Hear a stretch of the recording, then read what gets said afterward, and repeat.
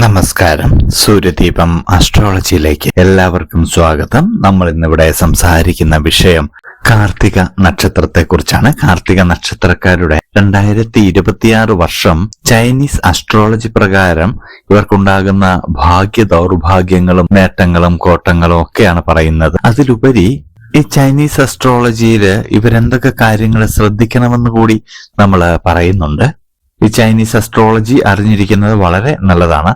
ഭാരതീയ astrology പോലെ തന്നെ വളരെ പ്രധാനപ്പെട്ട അസ്ട്രോളജിയാണ് ചൈനീസ് അസ്ട്രോളജി. സഹസ്രാബ്ദങ്ങൾക്ക് മുമ്പ് രൂപം കൊണ്ട അസ്ട്രോളജിയാണ്. പല രാജ്യങ്ങളിലും ഈ ചൈനീസ് കലണ്ടർ പിന്തുടർന്ന് പോകുന്ന ഒരു രീതി കൂടിയുണ്ട്. അപ്പോൾ നമുക്ക് ഫലത്തിലേക്ക് കടക്കുന്നതിന് മുമ്പ് നമ്മളുടെ ചാനൽ ഇതുവരെ സബ്സ്ക്രൈബ് ചെയ്തിട്ടില്ല എങ്കിൽ ഒന്ന് സബ്സ്ക്രൈബ് ചെയ്യുക. കൂടാതെ വീഡിയോകൾക്ക് ലൈക്കും ഹൈപ്പും ചെയ്യാൻ മറക്കരുത്. അതോടൊപ്പം തന്നെ നമ്മളുടെ പൂജയിലുള്ള പ്രാർത്ഥനയിൽ നിങ്ങളെ ഉൾപ്പെടുത്തണമെന്നുണ്ടെങ്കിൽ നിങ്ങളുടെ പേരും നക്ഷത്രവും ജന്മവർഷവും തീയതിയും കമന്റിൽ രേഖപ്പെടുത്തിയേക്കണം. തീർച്ചയായിട്ടും പ്രാർത്ഥനയിൽ ഉൾപ്പെടുത്തുന്നതാണ്. ആദ്യമായിട്ട് ഈ കാർത്തിക നക്ഷത്രക്കാരുടെ ഫലം എടുക്കുകയാണെങ്കിൽ മാതാപിതാക്കൾക്കൊക്കെ ഒരു ആരോഗ്യ പ്രശ്നങ്ങളൊക്കെ ഈ വർഷം അനുഭവപ്പെടാനുള്ള സാധ്യത കാണുന്നുണ്ട്. നിങ്ങൾ ഒരുപാട് കാലമായിട്ട് ആഗ്രഹിച്ചിരുന്ന ഒരു വിദ്യയൊക്കെ നിങ്ങൾക്ക് കഠിനാധ്വാനത്തിലൂടെ നേടിയെടുക്കാൻ സാധിക്കുന്നതാണ്.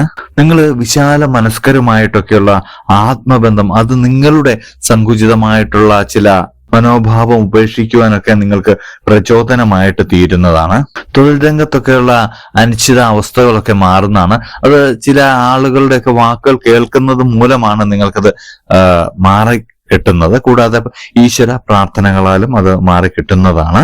കീഴ് ജീവനക്കാരുടെ ആത്മാർത്ഥമായിട്ടുള്ള പ്രവർത്തന വിജയം കൊണ്ടുവന്നു തരും. ബിസിനസ് രംഗത്തുള്ളവർക്കെല്ലാം ഇത് വളരെ നല്ലൊരു സമയമായിരിക്കും. ചെറിയ കുട്ടികളെ സംബന്ധിച്ച് മാതാപിതാക്കളുടെ നിർദ്ദേശങ്ങളൊക്കെ അത് അബദ്ധമാണെന്നും സുഹൃത്തുക്കളുടെ നിർദ്ദേശങ്ങളാണ് നല്ലത് എന്ന് ഇവർക്കൊരു തോന്നലുണ്ടാകും. പക്ഷെങ്കിൽ അത് വളരെ ശ്രദ്ധിച്ച് മാത്രം നിങ്ങൾ കൈകാര്യം ചെയ്യുക. ശരിയായ രീതിയിൽ മാത്രം മുന്നോട്ട് പോവുക.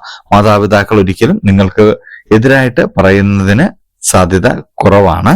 ഉദ്യോഗത്തിലൊക്കെ ഉള്ളവർക്ക് വ്യവസ്ഥകൾക്ക് അതീതമായിട്ട് പ്രവർത്തിക്കുവാൻ സാധിക്കുന്നതിലൊക്കെ സ്ഥാനക്കയറ്റമൊക്കെ ലഭിക്കുന്നതാണ്. തൊഴിൽ മേഖലയില് മാനസികമായിട്ടുള്ള സംഘർഷമൊക്കെ ഉണ്ടായിരുന്നൊക്കെ മാറിക്കിട്ടുന്നതാണ്.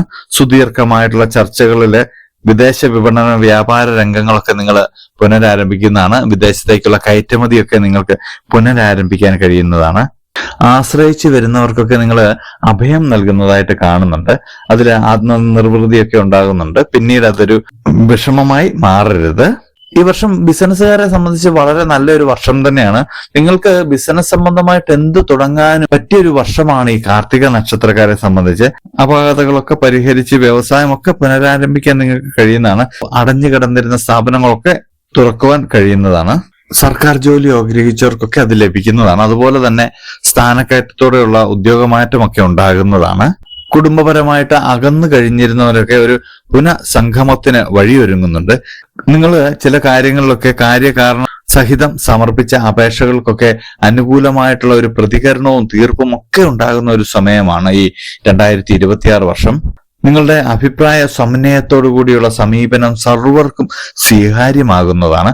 പണമിടപാടുകളിലൊക്കെ വഞ്ചനയിൽപ്പെടാതെ നിങ്ങൾ സൂക്ഷിക്കണം. ജാമ്യം നിൽക്കുന്നതൊക്കെ ഒന്ന് ശ്രദ്ധിക്കണം.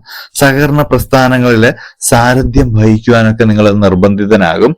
അത് നിങ്ങൾക്ക് പൂർണ്ണ ഒരു സമ്മതമുണ്ടെങ്കിൽ മാത്രമേ അത് ഏറ്റെടുക്കാവുള്ളൂ. നിങ്ങളുടെ നിഗമനങ്ങളൊക്കെ ശരിയാണെന്ന് തോന്നുന്നതിനാൽ ആത്മസുഹൃത്തിനോട് അത് പറയുകയും അയാളെ ആപത്തുകളിൽ നിന്ന് നിങ്ങൾ രക്ഷിക്കുകയും ചെയ്യുന്നതാണ്. നിങ്ങൾക്ക് നിങ്ങളുടെ ചിന്തകളെക്കാട്ടിലും ഉയർന്ന് പ്രവർത്തിക്കുവാൻ സാധിക്കും. അതുമൂലം അഹംഭാവം ഉണ്ടാകുന്നതാണ്. അത് ഒഴിവാക്കേണ്ടതാണ്. നിങ്ങളുടെ പ്രവർത്തന ശൈലിയിലൊക്കെ ആവർത്തന വിരസത വരുന്നതുകൊണ്ട് അതൊക്കെ ഒഴിവാക്കാനുമായിട്ട് മാറ്റങ്ങൾ വരുത്താൻ നിങ്ങൾ നിർബന്ധിതനാകുന്നതാണ്. വിദ്യാർത്ഥികൾക്കും മറ്റ് പരീക്ഷകളൊക്കെ എഴുതുന്നവർക്കും പരമാധികാരത്തിനുള്ള പരീക്ഷയിലൊക്കെ നിങ്ങൾ വിജയിക്കുന്നതാണ്. നിങ്ങളുടെ ഒരു ജീവിത ലക്ഷ്യം തന്നെ നിങ്ങൾക്ക് ഈ പരീക്ഷയിലൂടെയൊക്കെ നേടിയെടുക്കാൻ കഴിയുന്നതാണ്. ജീവിത നിലവാരമൊക്കെ നിങ്ങൾക്ക് വർദ്ധിക്കുന്നതാണ്. വാഹനമൊക്കെ മാറ്റിയെടുക്കുവാൻ തീരുമാനിക്കുന്നതാണ്. മേലധികാരിയുടെ കുടുംബകാര്യത്തിൽ ഇടപെടുവാന് നിർബന്ധിതനാകുന്നതാണ്. എങ്കിലും ആത്മബന്ധത്തിനൊരു പരിധി നിർണയിക്കുന്നത് വളരെ നല്ലതായിരിക്കും.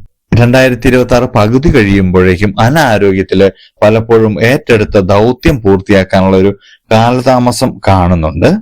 അതുകൊണ്ട് തന്നെ നിങ്ങൾ യോഗയൊക്കെ അഭ്യസിക്കുന്നതും ജീവിതചര്യയിൽ ഇത് ഉൾപ്പെടുത്തുന്നതും ഒക്കെ വളരെ നല്ലതായിരിക്കും. ഇതൊക്കെ ക്ഷീണ അവസ്ഥകളെ അതിജീവിക്കുന്നതിന് അനിവാര്യമായിട്ട് വരുന്ന ഒരു ഘടകമാണ്.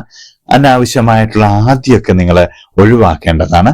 പണം കടം കൊടുക്കുക, ജാമ്യം നിൽക്കുക, സംയുക്ത സംരംഭങ്ങളിൽ ഏർപ്പെടുക, സ്വന്തം ചുമതലകൾ അന്യരെ ഏൽപ്പിക്കുക തുടങ്ങിയവയൊന്നും ഈ 2026 അവസാനമാകുമ്പോഴേക്കും നിങ്ങൾ ചെയ്യാൻ പാടില്ലാത്ത കാര്യങ്ങളാണ്.